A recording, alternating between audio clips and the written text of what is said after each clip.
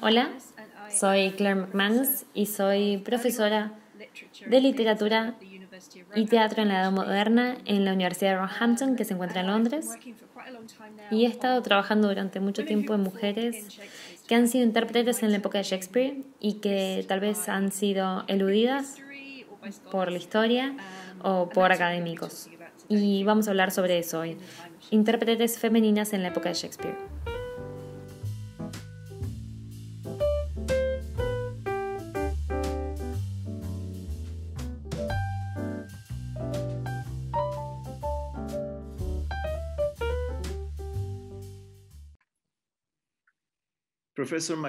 Profesora McManus, ¿qué nos puedes decir sobre las mujeres que han sido intérpretes en la época de Shakespeare? ¿Que han habido mujeres intérpretes en la época de Shakespeare? Que es algo que muchas veces lo eludimos de la manera en la que enseñamos a Shakespeare o en la manera en la que pensamos a Shakespeare durante el proceso de ensayo o a la hora de montar una producción. Entonces, lo primero que debo decir es, desafortunadamente, hasta donde yo sé, no han habido mujeres que han sido intérpretes en las obras de Shakespeare cuando fueron escritas. Entonces debemos renunciar a esa idea. Shakespeare enamorado no ocurrió, sino que fue una gran creación de Tom Stoppard. Pero lo que sí sabemos es que puede ser que no hayan habido mujeres que hayan actuado en aquellas compañías de teatro comerciales como The Kingsmen o Queensmen, compañías donde uno pagaba dinero para entrar al teatro a ver una obra, pero sí sabemos que han habido mujeres que han interpretado en muchas otras partes. Entonces, algo que realmente me interesa, ¿qué es lo que hubiera pasado si uno hubiera ido a ver a Hamlet en 1600?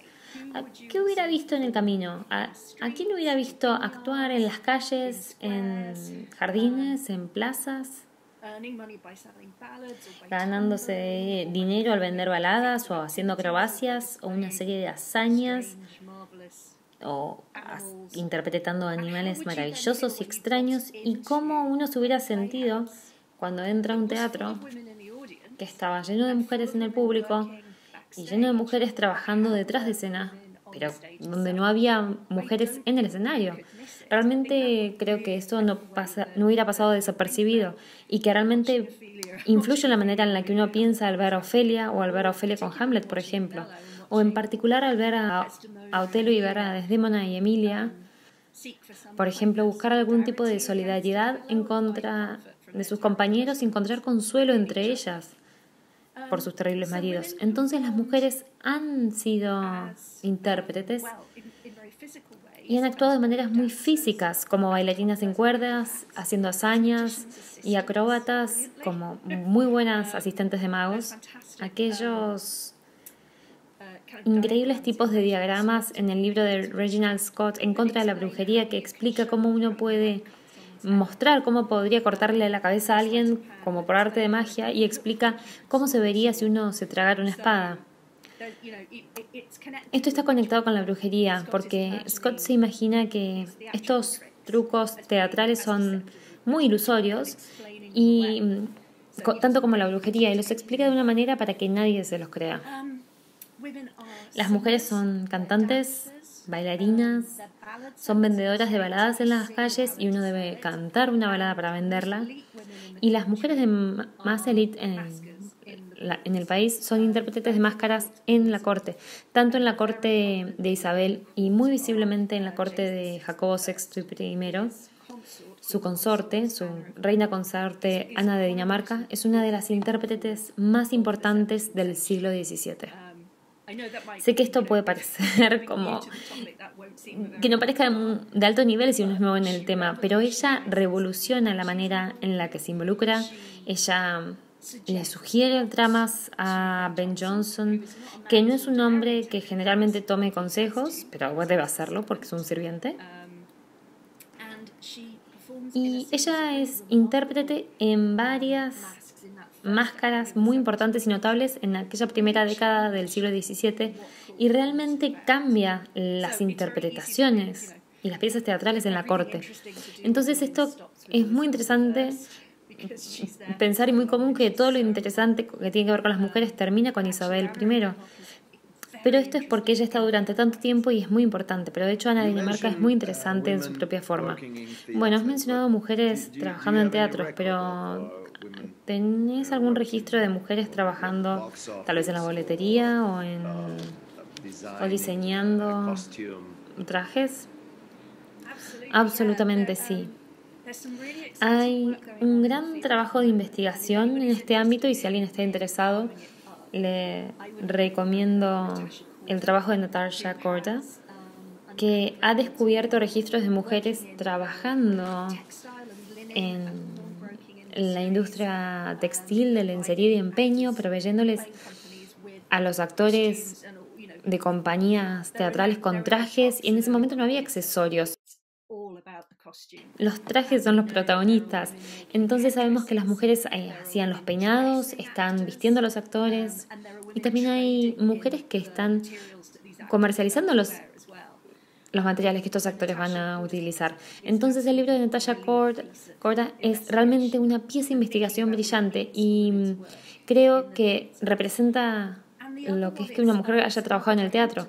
Y otro proyecto interesante de la Universidad de Roehampton por mi amiga y colega Andy Kessing y Lucy Monroe, ellas han descubierto mujeres que han estado involucradas en la construcción de teatros, que tienen acciones de teatros y que de hecho ellas mismas han construido teatros.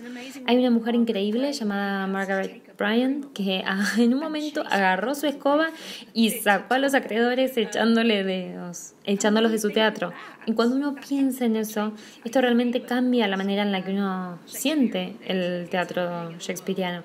Está ocurriendo en un mundo donde las mujeres están involucradas económicamente y también involucradas con su trabajo. Les pagan, tienen fondos, invierten y cada vez encontramos más y más mujeres que son dueñas de teatros de alguna u otra manera. Hay un teatro en Bristol que le quedó a una mujer llamada Sarah Barker luego que su marido murió. Y las mujeres en algún punto son partes muy importantes de los teatros y es un ámbito que consideramos muy masculino, muy dominado por los hombres. Entonces esta imagen está cambiando realmente muy rápido gracias al trabajo de estos investigadores. ¿Y por qué es que no se les permitía a las mujeres actuar, quiero decir, en un teatro profesional? ¿O sí podían? ¿Había alguna ley que prohíba que las mujeres estén en el escenario? ¿O es algo que simplemente era la costumbre de la época? Es una pregunta muy importante porque generalmente comenzamos por el otro final, en 1660, y pensamos en Carlos II, volviendo a Inglaterra, de Francia, estando cubierto por mujeres actrices.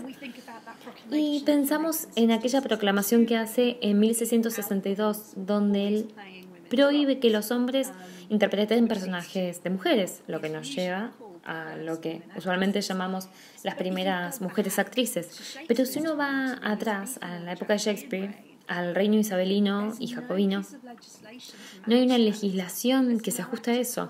No hay una ley del Parlamento, no hay una proclamación real, no hay ninguna ley que prohíba que las mujeres puedan actuar. Entonces yo creo que es una costumbre. En parte porque las compañías de teatro surgen de los sindicatos y la mayoría de los jóvenes aprendices actores son de hecho aprendices de los sindicatos. David Kaufman ha hecho un gran trabajo sobre esto, es un gran académico de archivos y ha descubierto registros de hombres que han sido aprendices de almaceneros y de orfebres y así. Y también algunos académicos alegan que los teatros no tenían una buena reputación, y bueno, entonces las mujeres no querían ser vistas en aquellos escenarios porque había una estrecha relación entre la idea de una mujer pública y una mujer que se vendía a sí misma, que vendía su cuerpo. Entonces, debemos pensar en que este es un momento donde es incluso peculiar o que una mujer hable y exprese su voz era desaprobado. Incluso ese nivel de comportamiento público era visto como despreciable.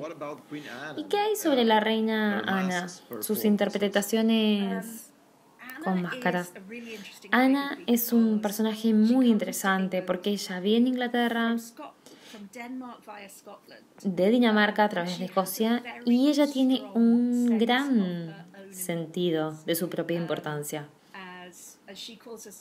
Ella se llama a sí misma madre, hermana, esposa e hija de los reyes. Entonces esta mujer no es para ser relegada. Y ella comienza a interpretar en 1604, un año después de que Jacobo asume el trono. Y ella es realmente muy innovadora. Ella es intérprete en estos increíbles espectáculos de máscaras que son muy caros, muy lujosos. Y transcurren en el Whitehall Banqueting House, una versión que todavía tenemos en Londres, que está rodeado por todos los otros edificios del Whitehall, pero que incluso fue construido una edificación temporal para estas piezas teatrales que son el evento de la temporada. Si uno era miembro de la corte, uno debía entrar y ser parte de esto. Hay todo tipo de descripciones de personas luchando y peleando por no quedar afuera. Hombres y mujeres, ambos son intérpretes en estas máscaras y ambos son público. Y hay informes de mujeres que forman espectáculos en el público.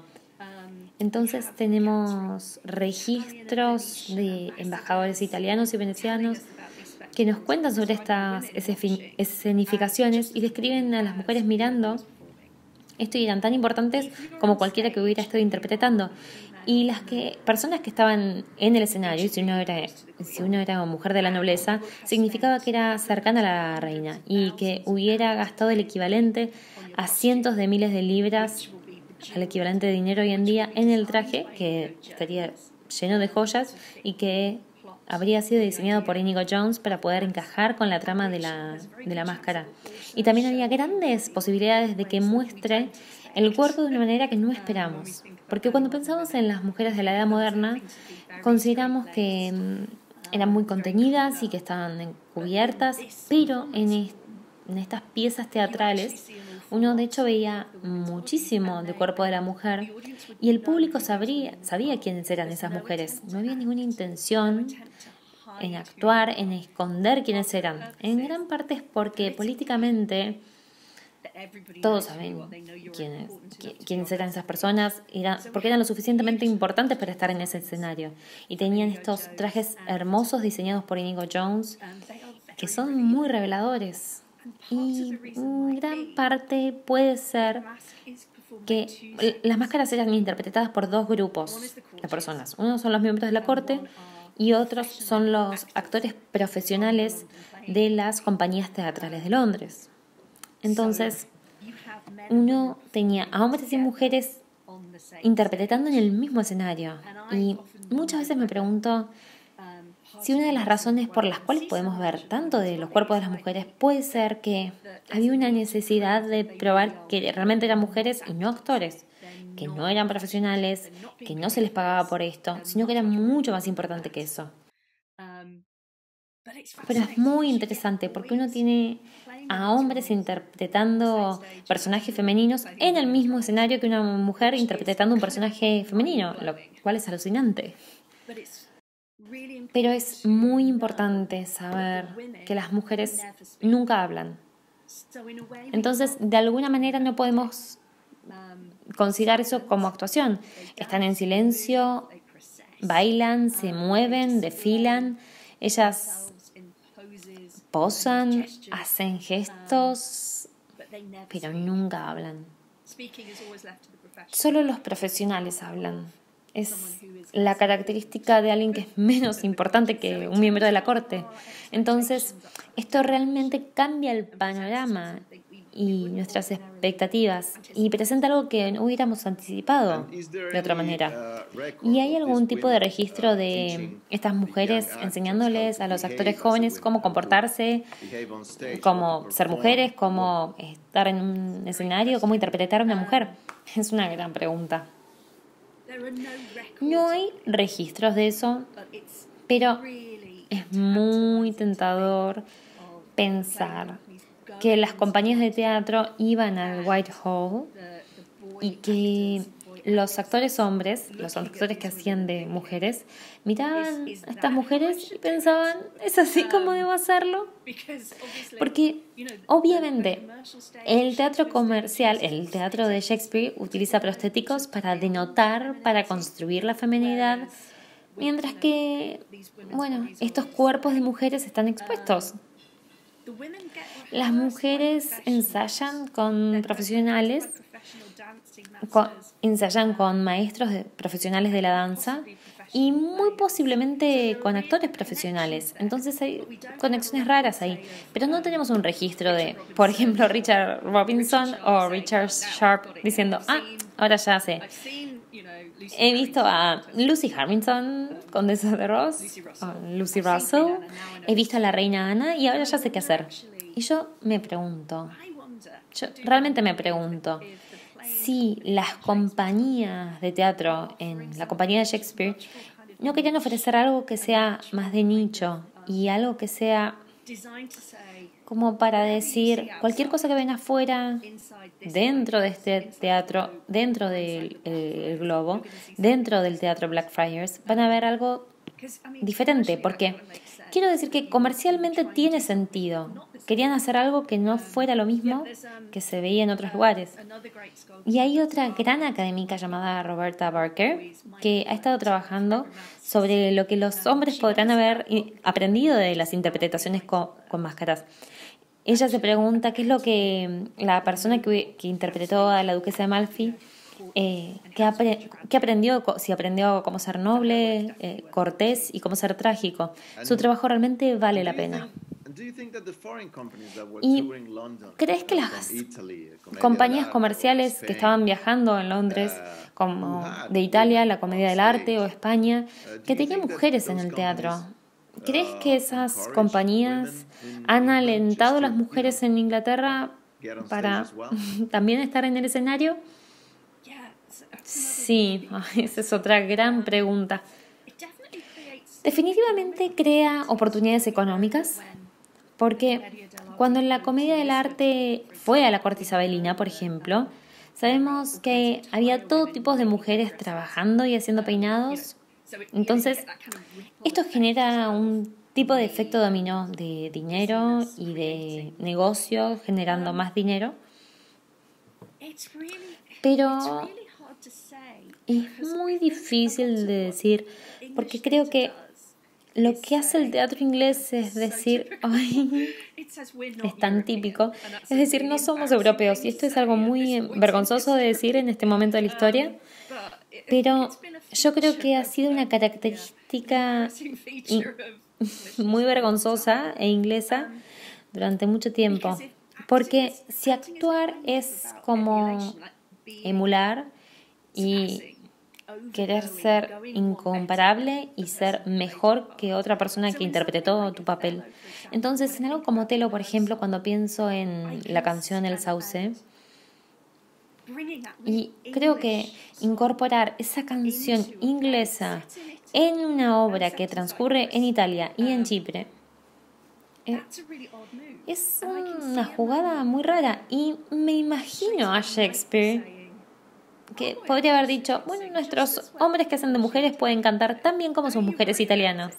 No se preocupen. Yo sé que tienen la reputación de Isabel Andreini, que es conocida por ser una cantante, conocida por ser una experta en el lamento por las mujeres que se han vuelto locas por amor.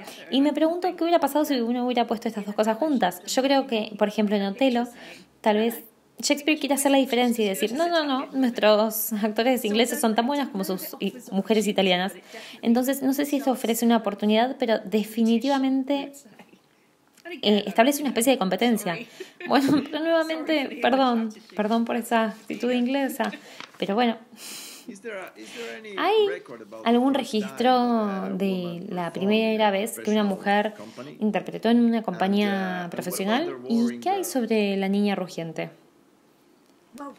Bueno, la niña rugiente es fascinante porque se centra en la vida de este personaje de la vida real, Mary Freck, o que también la llaman Molfrid o Molka Purse en la obra.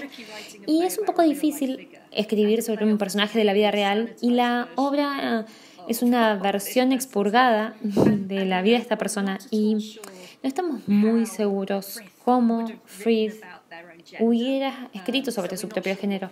Entonces no estamos muy seguros qué pronombre usar, pero es un personaje realmente muy importante, posiblemente un individuo transexual, lo cual es fascinante, definitivamente alguien que se trasviste.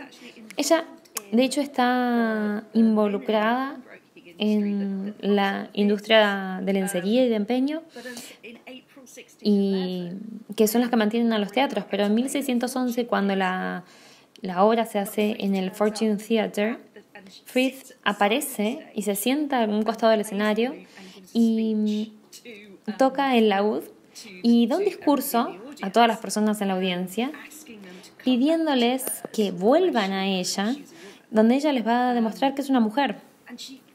Y sabemos mucho de ella porque la han atrapado varias veces, no por estar en el escenario, pero por ser lasciva y por molestias generales. Hay un momento muy increíble cuando ella debe cumplir un castigo con los simpatizantes de la cruz y ella se emborracha muchísimo y se burla de todo esto, que incluso la predicadora está intentando leer su sermón y se larga a llorar. Es una historia fascinante y brillante. Pero Frith está a un costado del escenario mirando a un hombre interpretar y haciendo el papel de Mole. Pero si nos queremos acercar y buscar el primer registro de una mujer que esté actuando en una obra, de lo que pensamos una obra hoy en día, para ponerlo simplemente, debemos esperar hasta 1660. Y eso es el 8 de diciembre de 1660 y es una producción de Otelo y es una mujer que no estamos 100% seguros, pero Elizabeth Howard sostiene que es Anne Marshall, que es quien interpreta a Desdémona. Y esa es la primera vez que se cumplen todos los requisitos. Esta mujer está actuando en una compañía comercial, es en Londres, en Drury Lane, bueno, cerca de Drury Lane, y es una obra. Pero si vamos 4 años antes, encontramos a una mujer increíble llamada Catherine Coleman cantando la parte trágica de I, Anthony en El asedio de Rodas de Davenant, que es una ópera, y la parte que canta es la parte trágica, es la parte principal, y esto es en una compañía de teatro y en Londres. La única diferencia es que una de las intérpretes canta y la otra actúa. Entonces, ¿cuál consideramos primero? ¿Coleman, Trump, Marshall o al revés? Y si uno sigue yendo para atrás en el tiempo, hay una interpretación increíble de una colegiala en Deptford, en Greenwich, cerca del Palacio de Ana, en Greenwich, en 1617, en donde a esta colegiala le dan unas líneas en una interpretación con máscaras. Entonces, ella está actuando, pero no es una obra, y no es en un teatro, y nadie le paga, porque a uno no le pagan por estar en una interpretación con máscaras. Uno está ahí porque es importante. Entonces, realmente es muy difícil decir quién fue primera. Anne Marshall definitivamente es una de las primeras en algo y es la más fácil de mencionar. Pero si solamente la miramos a ella, obviamos a esta gran cantidad de mujeres que han actuado y se han ganado la vida con su arte antes que ella. Claro, exactamente. como las artistas callejeras o como has dicho, músicas o haciendo lo que podían, ¿no? Sí, absolutamente.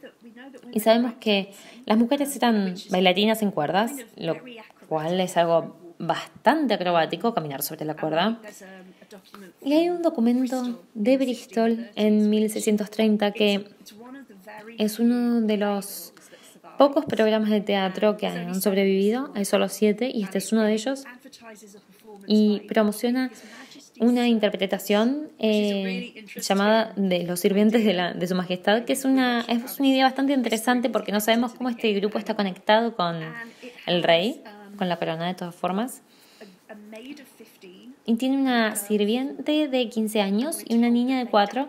Y nos han dicho que bailan en la cuerda baja. Uno tiene la cuerda baja y la cuerda alta. Y ellas bailan en la cuerda baja y aparecen en el escenario. Entonces están haciendo piruetas y trucos acrobáticos. Son flexibles, dinámicas y poderosas. Nuevamente, de una forma que nosotros no esperamos que las mujeres de la edad moderna sean. Las imaginamos más contenidas. Mientras que estas mujeres están haciendo increíbles piruetas, saltos mortales. Yo no soy una acróbata, como pueden ver. Y luego, bueno, lo sabemos porque están en el escenario. Entonces, hay todo tipo de actividades que están ocurriendo. Entonces, mi pregunta es: ¿cómo esto realmente influye en las obras que conocemos, que todavía leemos? Y en mi cabeza yo comienzo a pensar en alguien como la duquesa de Malfi, que se considera a sí misma, se imagina a sí misma como una estatua, y está muy quieta. Y no es pasiva, pero es muy contenida. Y me pregunto, ¿cuál sería la diferencia si uno hubiera ido al teatro a ver esa obra y luego unos días más tarde vuelve al mismo teatro y ve a una mujer haciendo acrobacias, bailando en la cuerda o volando en el aire? Entonces yo creo que nosotros podemos pensar en que estos registros realmente nos pueden ayudar a repensar las obras con las que estamos familiarizados y que realmente amamos. ¿Y qué pensás que Shakespeare pensaría si él puede ver cómo hoy en día mujeres interpretan sus obras? Quiero decir, mujeres reales. Ay, esa es una muy buena pregunta. Podría ir de 2 formas. O